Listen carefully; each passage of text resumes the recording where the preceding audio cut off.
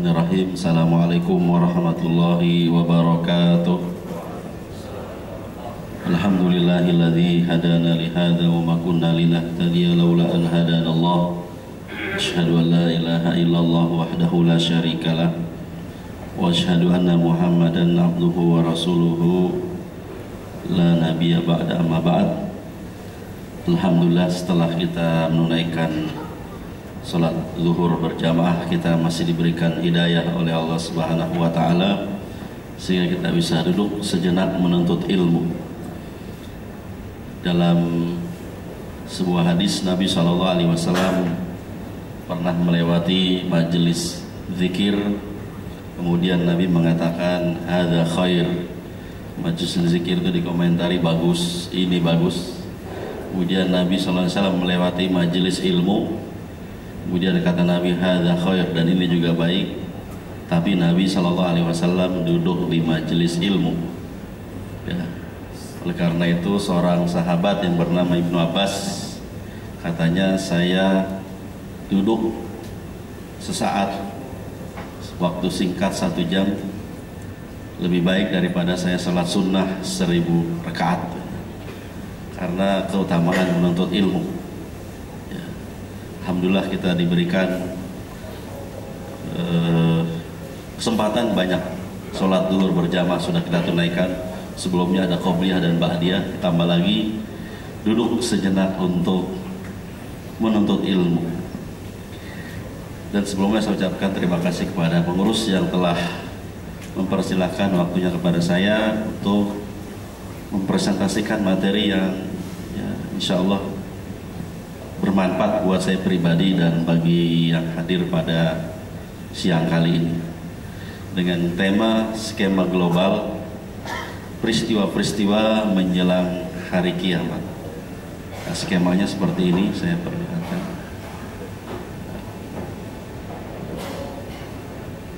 Jadi sebelum sampai kepada skema harus ada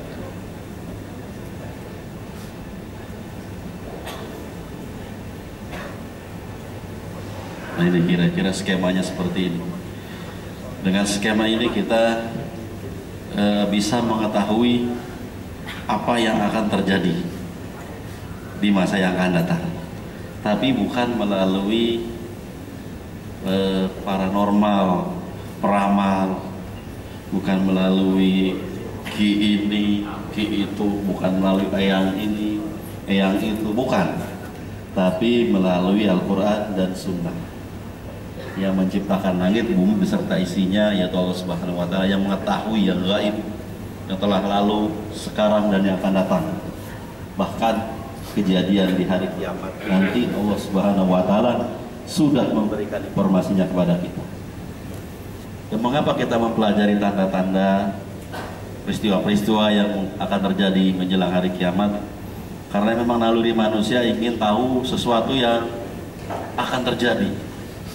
Makanya ramalan-ramalan itu laku sekali, zodiak itu laku ya.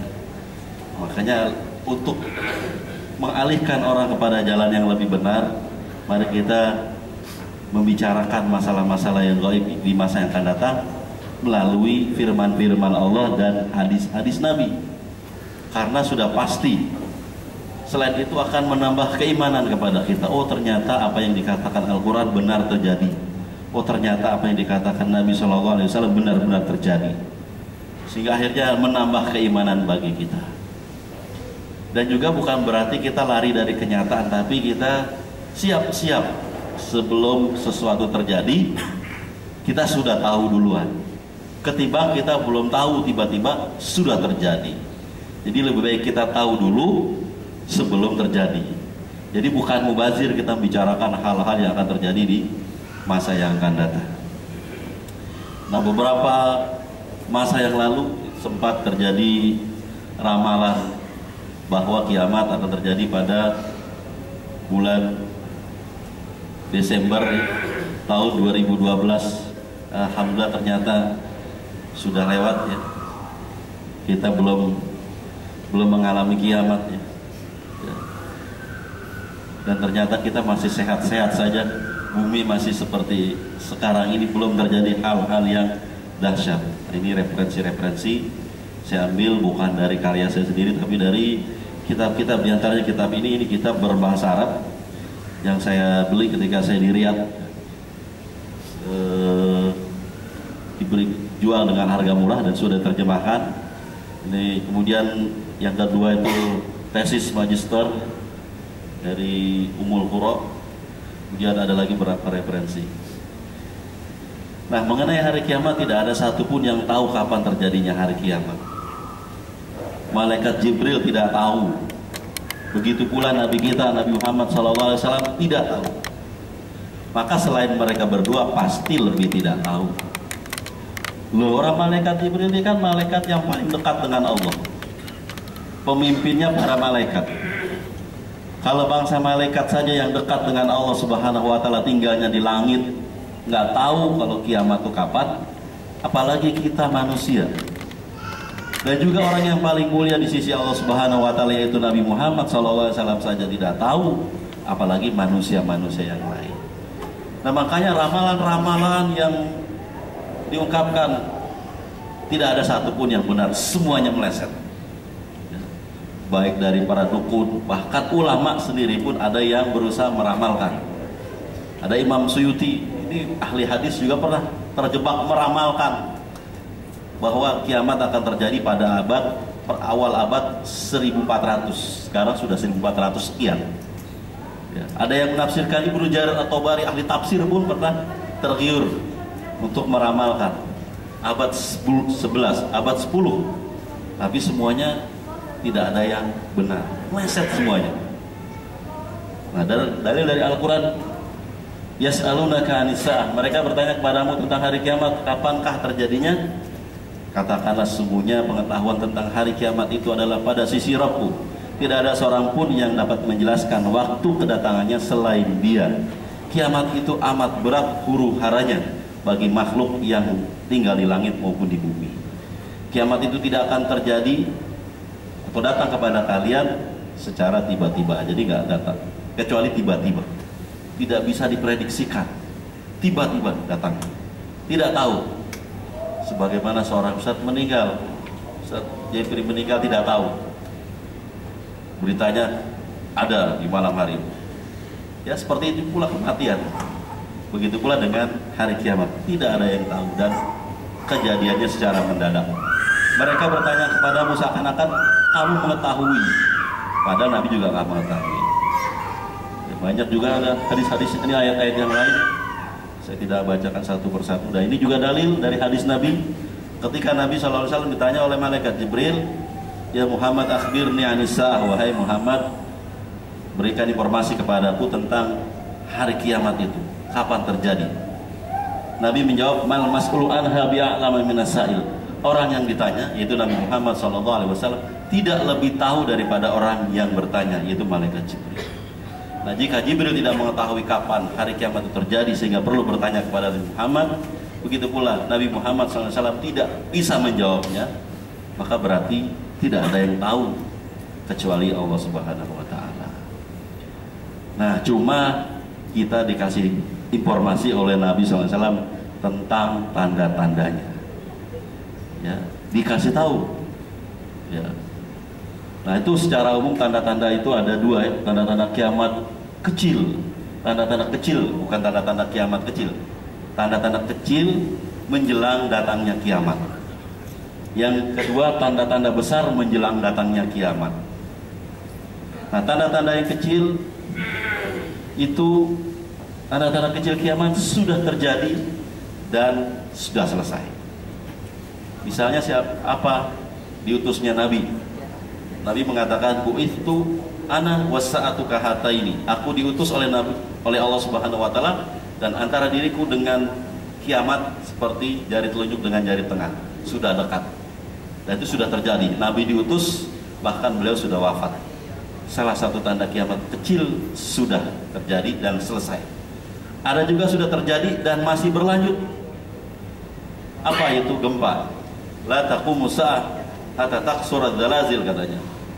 Kata Nabi SAW dalam sabda beliau, tidak akan terjadi hari kiamat hingga banyak terjadi gempa. Oh, di tanah air kita gempa banyak sekali. beberapa masa yang lalu, setahun 2 tahun yang lalu, dari Aceh kemudian ke Jogja dan merembet ke berbagai wilayah tanah air. Dan ada pula yang belum terjadi.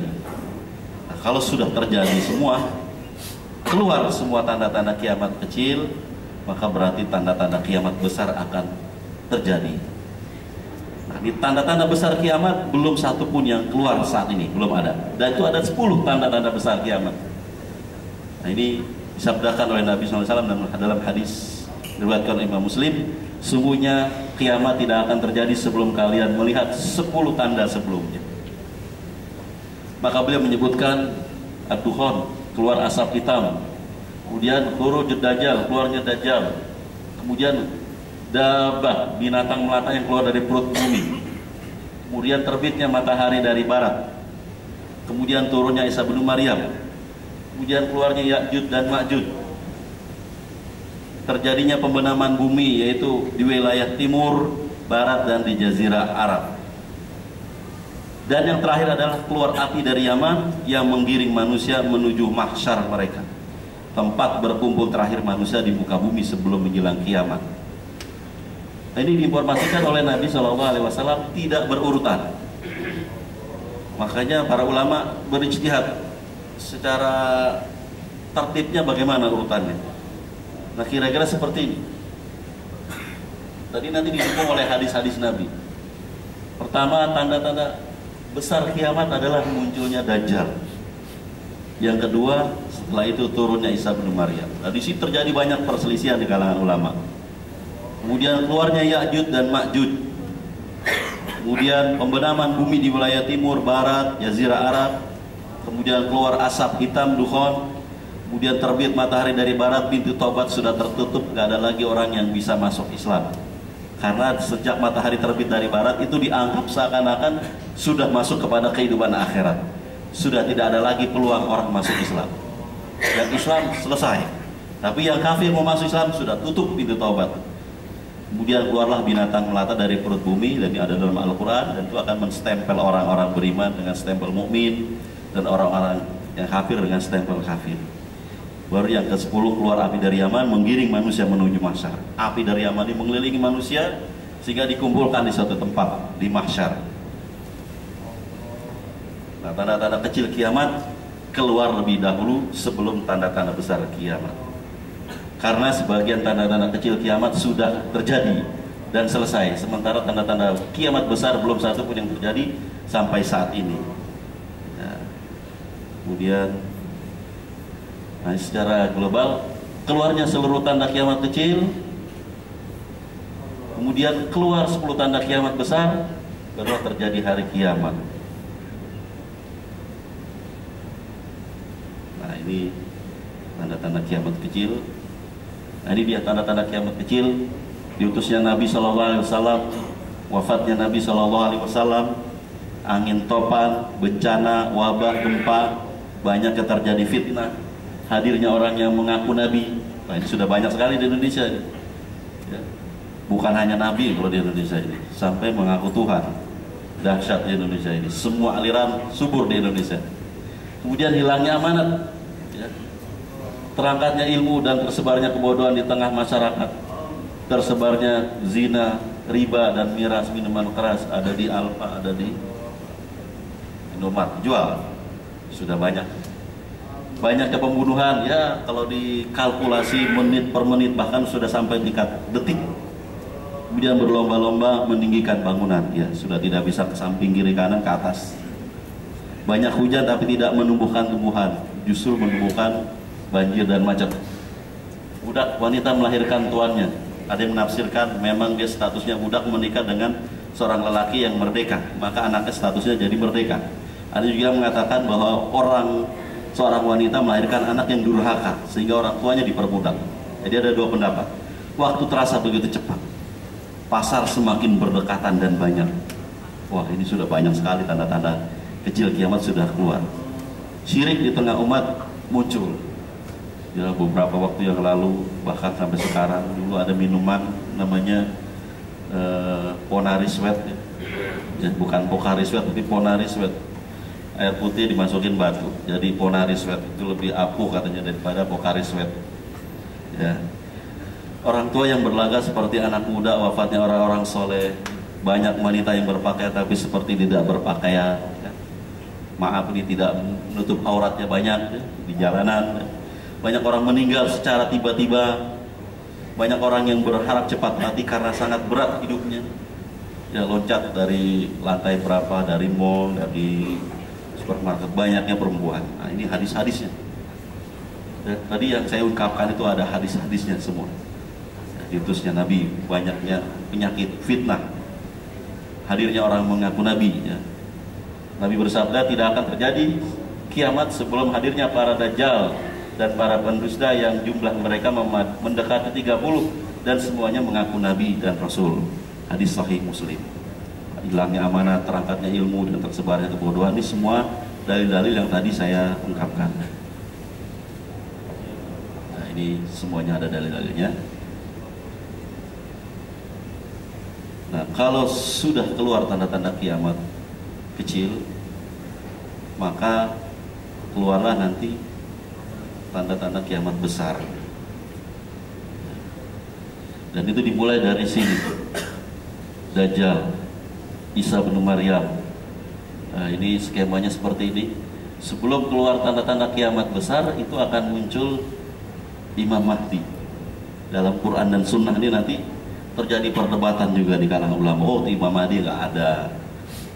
Nah, kemudian Dajjal. Nah, ini kita lihat hadis tentang Dajjal, ini paling seru. Fitnah Dajjal. Nabi SAW pernah bersabda tentang urgensi tema Dajjal. La yakhrujud Dajjal, tidak akan keluar Dajjal sehingga manusia lupa mengingatnya. Sehingga sebagian para imam juga tidak memperingatkan bahaya Dajjal di atas mimbar. Nah, ini hadis riwayat Imam Ahmad dalam Musnad Ahmad Hanbal. Umar bin Khattab mengingatkan akan ada orang yang mendustakan keluarnya Dajjal. Kata beliau, ketahuilah bahwa kelak akan ada setelah kalian kaum yang mendustakan hukum rajam, Dajjal, syafaat, siksa kubur, dan dikeluarkannya suatu kaum dari neraka setelah mereka hangus terbakar. Demikian juga para ulama. Jadi, dan doa Nabi SAW ketika salam, sebelum salam, setelah fil alamina innaka hamidum majid, Nabi berdoa seperti doa ini. Allahumma inni a'udzubika min adzabil qabri wa min adzabin nar wa min fitnatil mahya wal mamat wa min fitnatil masihid dajjal. Ya Allah, aku berlindung kepadamu dari azab kubur, dari azab neraka, dan dari fitnah hidup dan kematian, serta dari fitnah al-masihid dajjal. Jadi Nabi berlindung dalam hadis riwayat Imam Bukhari. Berarti sesuatu yang betul-betul ada. Nah, siapakah Dajjal itu? Nah, Dajjal ini ada yang bilang orang Padang. Kenapa namanya Rijal? Dipanggil sama ponakannya Dajjal. Dari Rijal jadi Dajjal. Padahal bukan orang Padang. Insya Allah jangan tersinggung dengan orang Padang. Saya juga termasuk, masih ada darah Padang. Ya, Dajjal itu manusia, ya, dengan ciri-ciri fisiknya seorang pemuda yang berambut keriting dan kusut masai. Ya, bagi perempuan tidak usah khawatir, tidak jadi Dajjal, karena Dajjal pemuda, laki. Bagi laki-laki yang berambut lurus, ya, nggak masuk hitungan. Yang keriting dan lurus, kusai masai. Yang keriting, ya hati-hati aja. Tapi tenang aja, matanya nanti juga beda. Kata Nabi, dia adalah seorang pemuda yang sangat keriting rambutnya, hilang cahaya mata. Seakan-akan aku merupakan Dajjal dengan Abdul Uzza bin Qattan. Jadi Nabi itu memberitahu pada kita bahwa dia pemuda dan dia manusia, bukan simbol. Oh, ini simbol setan, simbol kejahatan di akhir zaman. Bukan. Nabi menyatakan dia betul-betul ada dalam pemuda. Bahkan seluruh Nabi mengingatkan umatnya akan bahaya Dajjal. Nah, ini dahsyat sekali fitnah Dajjal. Sampai seluruh Nabi, Rasul berdiri di hadapan manusia menyanjung Allah dengan sanjungan yang merupakan hak Allah. Kemudian beliau bersabda, aku peringatkan kalian bahwa tidak ada seorang nabi pun kecuali pasti telah memperingatkan kaumnya tentang Dajjal. Nabi ada 25, mulai dari Nabi Adam, Nuh, dan seterusnya sampai Nabi Muhammad. Semuanya peringatkan bahaya Dajjal. Berarti Dajjal itu bahaya sekali. Kalau seluruh Nabi berarti sudah ratusan abad memperingatkan tentang bahaya Dajjal. Nuh alaihissalam, dari Nuh sampai ke Nabi Muhammad berapa abad? Nuh saja umurnya 950 tahun berdakwah. Sudah lama. Kemudian setelah Nuh ada lagi generasi nabi terus sampai Nabi Muhammad. Nuh alaihissalam telah meringatkan kaumnya. Khusus Nabi Muhammad SAW memberikan informasi satu yang tidak diinformasikan oleh nabi-nabi lain. Tapi aku akan sampaikan kepada kalian satu ucapan yang belum disampaikan para nabi kepada kaumnya. Ketahuilah dia itu atau Dajjal itu buta sebelah. Adapun Allah Subhanahu wa taala tidaklah buta. Kenapa Allah dikatakan Allah Subhanahu wa taala tidak buta? Karena Dajjal nanti ujung-ujungnya mengaku Tuhan. Nah, Tuhan itu tidak mungkin buta. Nah, ini ciri-cirinya. Itu umat terdahulu nggak tahu. Cuma umat Nabi Muhammad SAW yang dikasih tahu. Nah, ini sebenarnya Dajjal mata kanannya buta, seakan-akan matanya tersebut seperti anggur yang mengapung. Matanya keluar. Nah, terus ada tulisan tanda kafir. Ya. Nah, itu kesimpulan ciri fisik Dajjal. Nah, ini dia. Semuanya didukung oleh hadis-hadis ini. Lelaki bertumbuh pendek, yang tinggi-tinggi tenang saja. Badannya besar, ya. Kepalanya juga besar, kedua matanya cacat, mata kanannya buta seperti buah anggur yang menonjol, mengambang, dan mata kirinya tertutup kulit, berlambut lebat, ya seperti itu. Ini gambar dari buku ini yang saya sketch.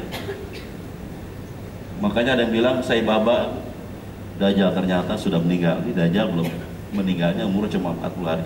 Berkulit putih, betis dan paha kiri kanannya saling berjauhan atau letter O. Jadi kakinya letter O, tertulis di dahinya dan kedua matanya kata-kata kafar. Nah, berapa usaha orang menggambarkan Dajjal. Nah, ini mata yang mengapung keluar. Matanya keluar sebagian seperti anggur yang mengambang. Kemudian di jidatnya ada kata-kata kafir dan itu mata yang tertutup oleh kulit. Kira-kira seperti itu. Nah, ini belum ada orang yang menggambarkan ciri-ciri Dajjal secara utuh dengan visual berdasarkan hadis-hadis Nabi SAW. Dan ternyata Dajjal sudah ada. Ya, bukan orang Padang. Dajjal betulan sudah ada. Di zaman Nabi sudah ada. Ini seorang namanya Tamim Ad-Dari. Dulunya orang Nasrani, masuk Islam karena diajarkan oleh Dajjal supaya masuk Islam. Nah, ini dialognya panjang. Rasulullah SAW suatu saat ngumpulin sahabatnya, lalu meminta kepada sahabat-sahabatnya yang hadir, baik laki perempuan, untuk tidak meninggalkan tempat sholatnya karena akan ada berita yang heboh. Para sahabat ditanya, apakah kalian tahu mengapa aku kumpulkan kalian? Rasulullah, para sahabat menjawab, ini adab para sahabat ya pada Rasulullah, Allah dan Rasulnya lebih mengetahui. Ini sampai jam berapa ya? Katakan Rasulullah SAW selesai dari sholatnya, beliau duduk di atas mimbar dan tertawa. Oh, ini tadi sama juga.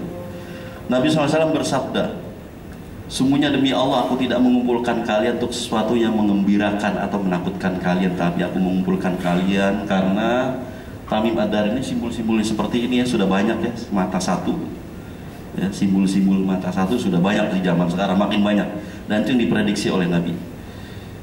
Tamim Ad-Dari, dia orang Nasrani ya. Lalu berlayar ya, dia masuk Islam ya, membayat Nabi, menceritakan pengalamannya tentang dia bertemu dengan makhluk yang namanya Dajjal di pinggir pantai, yang beritahukan bahwa ia pernah naik kapal laut bersama 30 orang dari kabilah Lakham dan Judah.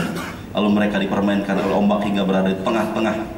Selama 1 bulan akhirnya mereka terdampar dan naik perahu kecil masuk ke sebuah pulau dan bertemu dengan binatang yang berambut sangat lebat dan kaku. Gak ketahuan mana bagian depan dan mana bagian belakangnya. Terjadilah dialog. Mereka bertanya, rombongan ini bertanya, kamu ini apaan sih? Bentuknya seperti ini, aneh. Ternyata makhluk itu menjawab, aku adalah Al-Jassasah. Namanya Al-Jassasah. Apa maksud dari Al-Jassasah? Al-Jassasah itu kalau dalam bahasa Arab jasus, artinya tukang mata-mata. Dia disebut Al-Jassasa karena dia memata-matai gerak Dajjal. Di mana saja Dajjal berada, dia selalu nguntil gitu, ngikutin. Nah, sebelum dia menjawab, langsung rombongan Tamim Ad-Dari yang 30 orang ini terdampar. Wahai kalian, pergilah ke suatu tempat, ada seorang lelaki yang dia menetap di suatu tempat di dalam goa ini. Maka akhirnya rombongan tersebut menemui lelaki yang tersebut. Maka kami bergerak menuju lelaki yang disebutkan dengan cepat. Kami masuk ke tempat ibadahnya itu. Ternyata di dalamnya ada orang yang sangat besar, yang baru kali ini kami lihat, dan sangat kuat ikatan yang membelenggunya. Kedua tangannya terikat dengan lehernya, dua lutut dan dua mata kakinya terikat. Nah, ini Tamim Ad-Dari masuk ke dalam suatu tempat di dalam goa, dan ternyata bertemu dengan Dajjal. Kata rombongan, ini kamu apa nih? Laki tersebut sebenarnya adalah Al-Masih Dajjal. Ia menjawab, kalian telah mengetahui perihal aku, maka beritahukan kepadaku siapa kalian ini, wahai orang-orang yang terdampar.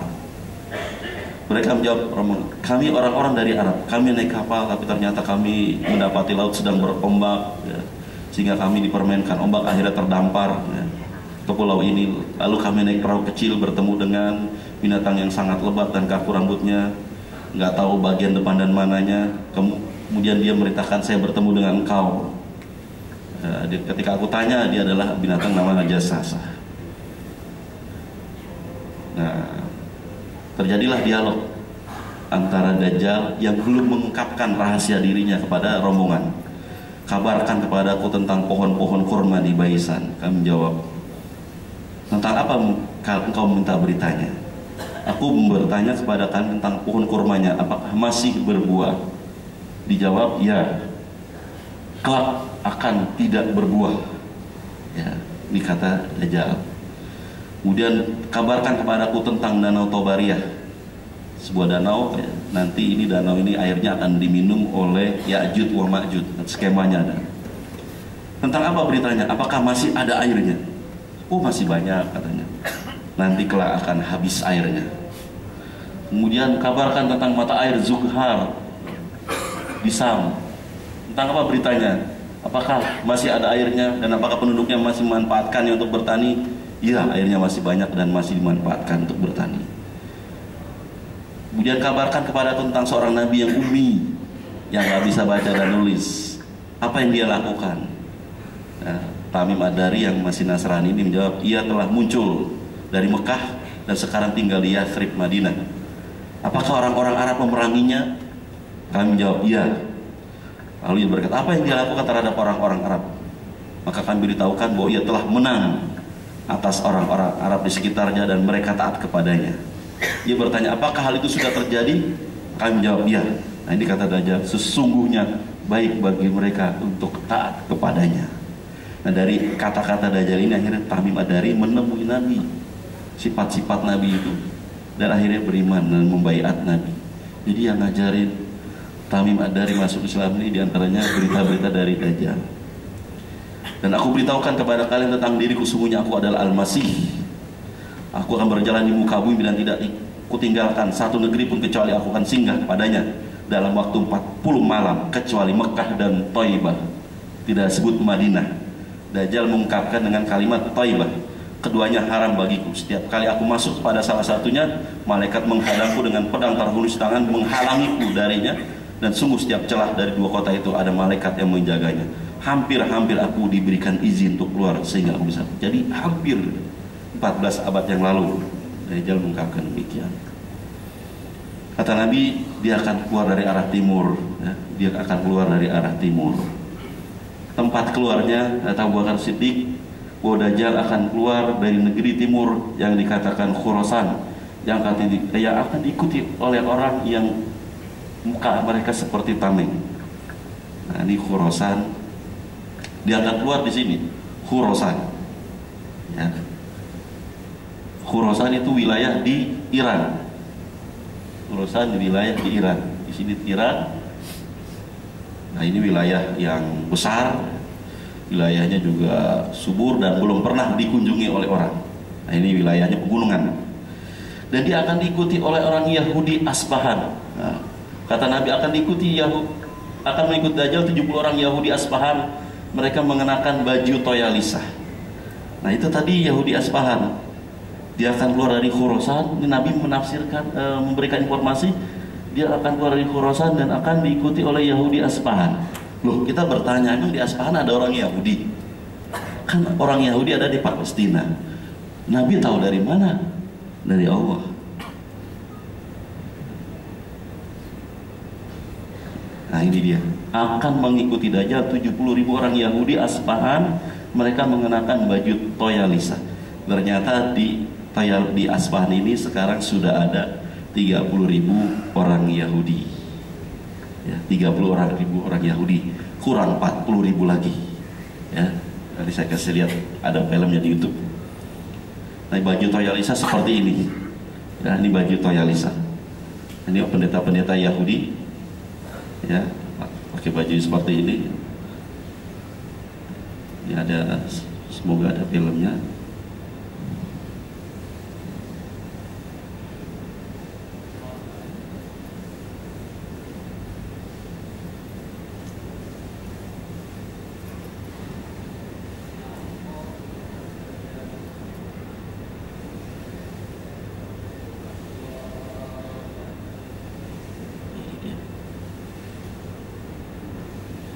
The Jews in Iran, orang Yahudi di Iran.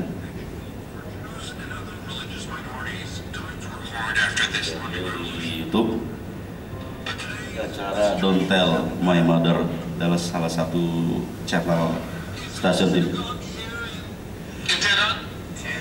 Jadi orang Senegal, dia bertanya apakah ada orang Senegal di Iran.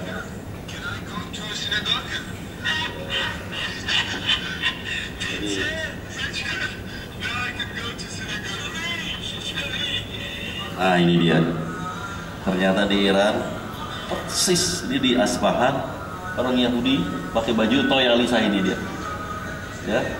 Jadi ada 30.000-an. Jadi apa yang dikatakan oleh Nabi SAW adalah sebuah kebenaran hak. Ini seperti kita baca Yasinan, ya. Cuma ini Talmud kitabnya.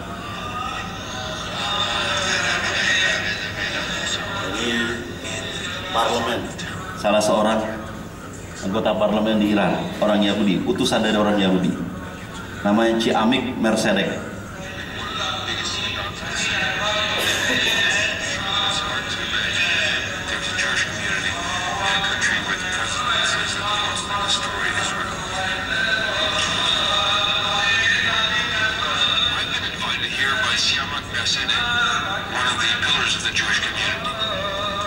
Seorang pemimpin kelompok Yahudi di Iran. Ini, ya, dari menara menoreh, ya. Tadi ada, sebentar ini. Nah ini simbol namanya menoreh ini dibangun di Manado sekarang. Menara menoreh ini di Manado terbesar di dunia. Orang-orang Yahudi yang orang-orang Manado yang keturunan Yahudi membangun tanda seperti ini di Manado, dibiayai oleh PBN. Itu terbesar, lebih besar dibanding yang di Israel. Jadi simbol Yahudi.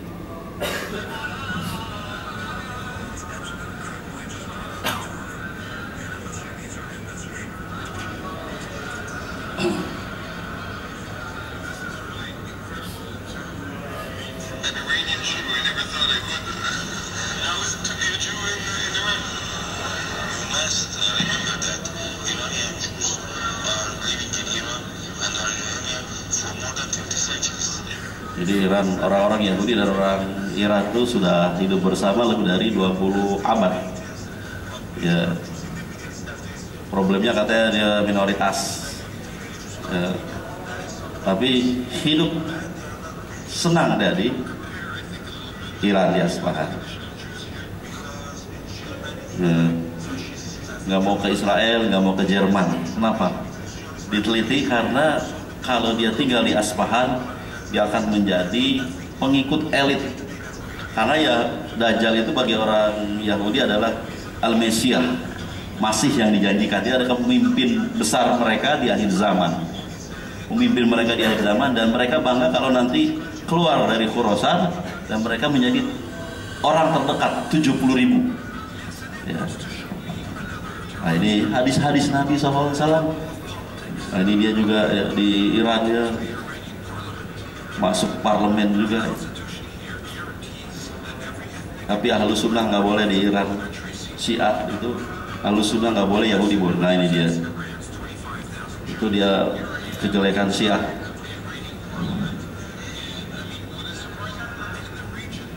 Nah itu bukti bahwa semuanya apa yang disabdakan oleh Nabi SAW adalah sebuah kebenaran.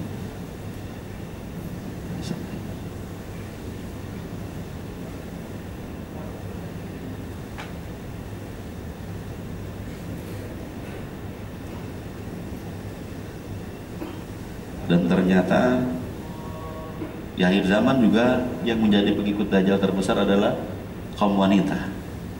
Dajjal akan turun di sebuah tempat namanya Mirqanah, sebuah lembah, dan mayoritas pengikutnya adalah kaum wanita.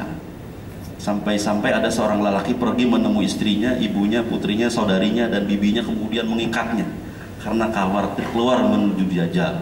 Dajjal punya keahlian-keahlian hebat ya. Karena hebatnya banyak orang yang terpukau. Begitu terpukau akhirnya ingin menjadi pengikutnya.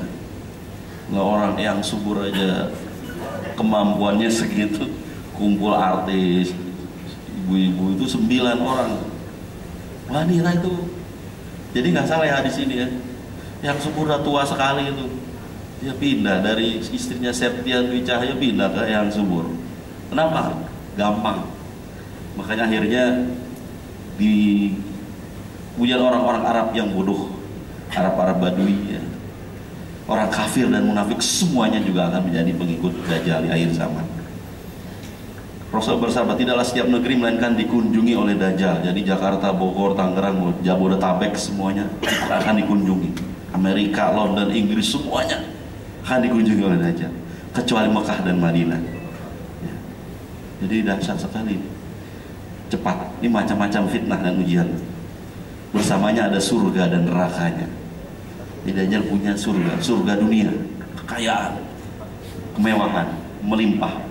Kemudian juga neraka ya. Nerakanya adalah surganya dan neraka. Ini kenikmatan duniawi.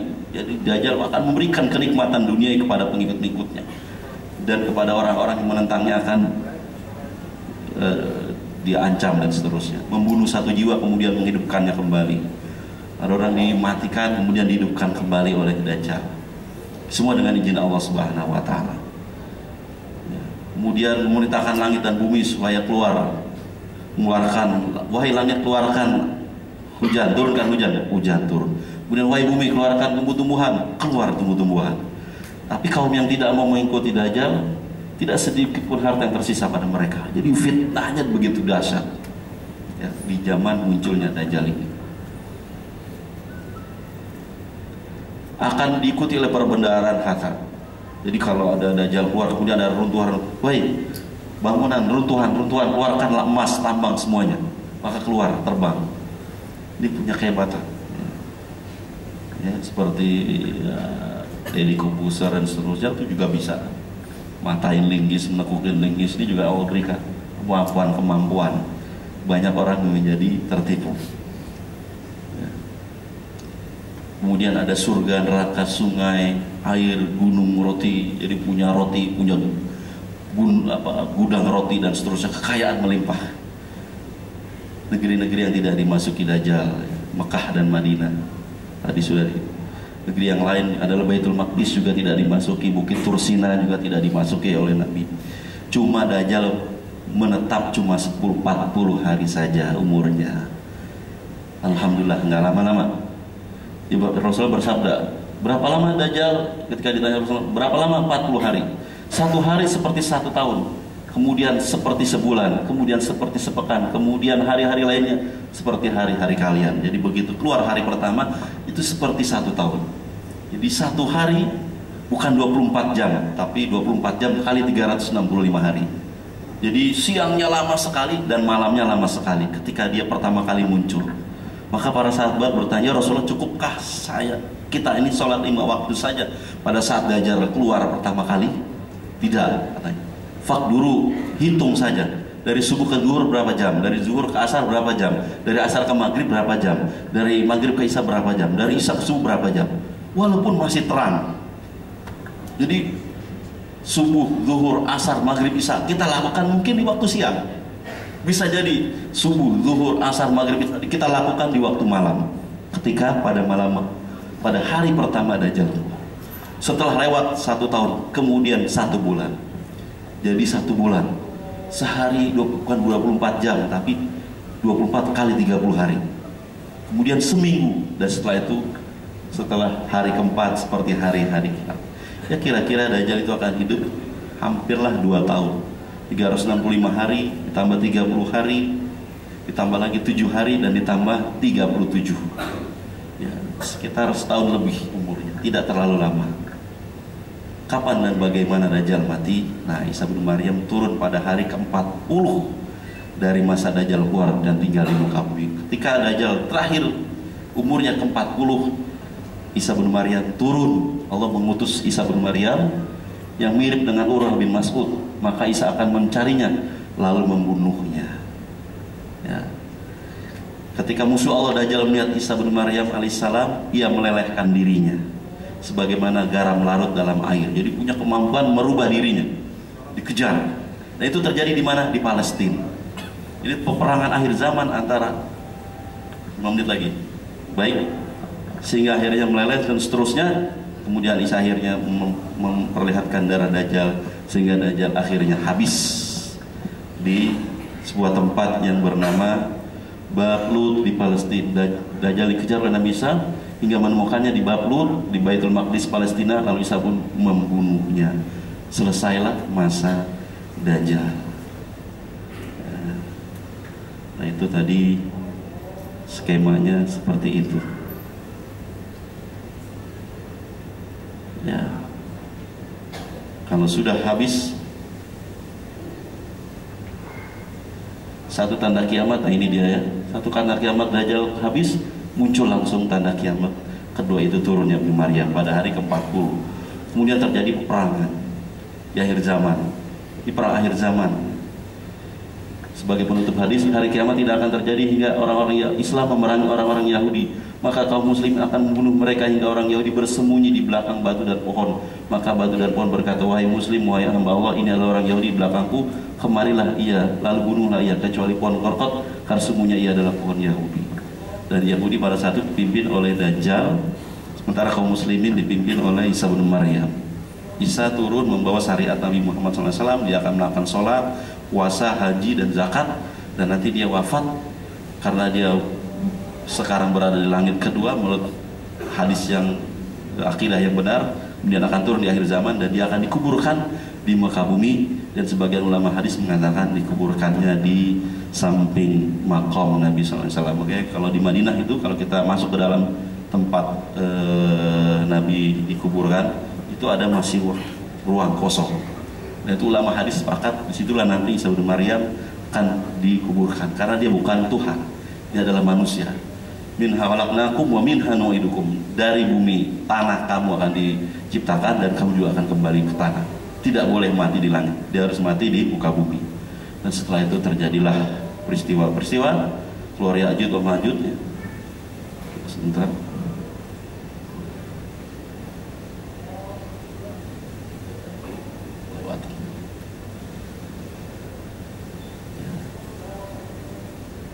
Keluar Ya'juj wa Ma'juj, kemudian wafat Imam Mahdi, wafat Isa bin Maryam, kemudian bumi bagian barat timur tenggelam ya. Kemudian Jazirah Arab juga tenggelam, kemudian keluarlah dukhon asap hitam, kemudian terbit matahari dari barat, kemudian keluar binatang dari perut bumi, betul salah, jadi betul keluar dari perut bumi, kemudian angin lembut mewafatkan orang beriman semuanya. Di sini orang beriman terakhir ini Angin lembut bertiup mewafatkan orang beriman. Sungguhnya Allah mengirim angin dari Yaman. Ia lebih lembut daripada sutra dan tidak meninggalkan seorang pun di dalam hatinya masih ada iman sebesar zarah, sekalipun pasti akan dicabut nyawanya. Jadi sebelum kiamat terjadi, semua orang beriman walaupun imannya kecil sekalipun. Kenapa? Karena kalau punya iman di zaman itu dahsyat.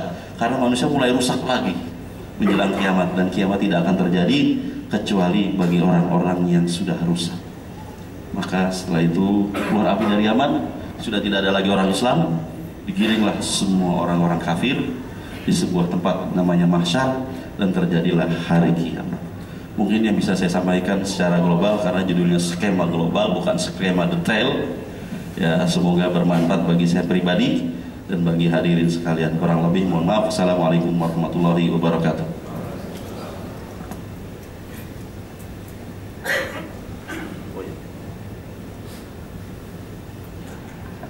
Jazakumullah khairan katsir buat Ustaz.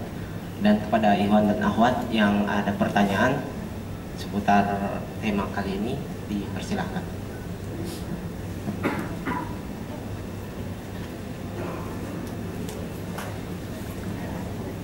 Assalamualaikum Ustaz. Sebelumnya saya mau tanya, akhir ini kan udah banyak kejadian-kejadian yang menunjukkan hari kiamat. Tanda-tandanya itu banyak sekali, termasuk perpecahan umat yang seperti yang disampaikan Nabi Muhammad SAW. Nah, bagaimana cara kita di zaman sekarang ini untuk bisa memilih suatu ajaran atau agama yang benar, karena banyak sekali penyimpangan-penyimpangan terjadi saat ini yang menyebabkan kita sesama umat muslim saling menghujat, saling mengkafirkan, saling berbid'ah, seperti itu Ustaz. Terima kasih. Assalamualaikum warahmatullahi wabarakatuh. Jadi temanya bukan tanda-tanda kiamat ya. Itu kayaknya nggak ada hadisnya tuh. Ya, perpecahan di tubuh umat Islam. Memang Nabi SAW pernah bersabda, minta kepada Allah Subhanahu Wa Taala agar minta 3 hal. Yang pertama, agar jangan umat ini dihancurkan dengan azab seperti umat-umat terdahulu, kena topan, kemudian kena banjir ya, seperti Nabi Nuh ditenggelamkan, habis umat-umat terdahulu. Nah, kalau umat Islam, karena Nabi ini adalah Nabi rahmat, ternyata tidak dikabulkan oleh Allah, dikabulkan oleh Allah, tidak dihancurkan umat-umat yang kufur kepada Nabi SAW, karena Nabi adalah Nabi yang penuh rahmat. Kemudian Nabi salah satunya meminta berdoa agar umat ini tidak dihancurkan karena perpecahan, dan ternyata tidak dikabulkan. Jadi pecah umat ini karena tidak ukhuwahnya tidak kuat, itu Allah tidak kabulkan. Artinya apa? Bukan berarti Allah menyuruh kita untuk berpecah belah. Artinya ukhuwah itu inisiatif kita, bukan Allah. Allah nggak mau. Kalau Allah mau satukan semua juga bisa aja, tapi diserahkan kepada umat Islam. Makanya banyak seruan Al-Quran, wa'tasimu bihablillahi jami'an, berpeganglah kalian dengan tali Allah seluruhnya, jangan berpecah belah. Ukhuwah itu penting ya. Bahkan dia menunjukkan kuatnya keimanan. Tapi perpecahan itu justru menunjukkan kepada keburukan. Dan kalau pecah belah itu nanti di hari kiamat, yauma tabyadu wujuh wa taswaddu wujuh, pada saat di hari kiamat nanti ada orang yang wajahnya putih, ada yang wajahnya hitam. Itu diantaranya azab karena terjadi perpecahan ya. Kenapa? Karena tidak mau menjalin ukhuwah, saling mengkafirkan. Makanya tidak boleh mengkafirkan sama muslim kecuali jelas-jelas, dan itu tidak boleh ditunjuk. Misalnya ada orang mengatakan Quran itu sebagian sudah tidak lagi sesuai dengan zaman, Quran ini harus dihapus, ayat ini sudah tidak lagi cocok dengan zaman ini, atau ini ayat ini mungkin penerapannya di Jazirah Arab, di negeri lain nggak boleh. Atau kalau ada ungkapan-ungkapan seperti itu, tuh ungkapan-ungkapan dosa besar, karena itu kalamullah. Nah, orang seperti itu harus dikasih tahu, ini nggak boleh. Tapi kalau kita katakan kepada Anda kafir, jangan. Tapi kalau perbuatan yang seperti itu bisa dikategorikan keluar dari agama. Tapi kita tidak boleh menunjuk orang yang Anda kafir, karena dalam hadis kalau Anda menunjuk saudara Anda kafir sementara dia tidak kafir, akan kembali kepada diri Anda sendiri. Nah, makanya hati-hati ya dari mengkafirkan, dan memang harus ada toleransi. Kata Imam Syafi'i, dia punya pendapat ya, Imam Syafi'i itu imamnya kebanyakan mayoritas umat Islam di Indonesia. Beliau itu ketika punya pendapat, kata beliau, ra'yi shawab, pendapat saya ini benar, wa ra'yu ghairi, dan pendapat orang lain salah. Punya prinsip gak apa-apa, saya punya pendapat benar, pendapat orang lain salah, tapi pendapat orang lain bisa jadi benar dan pendapat saya salah. Jadi masih ada ruang untuk diskusi ya. Makanya kalau terjadi perbedaan pendapat,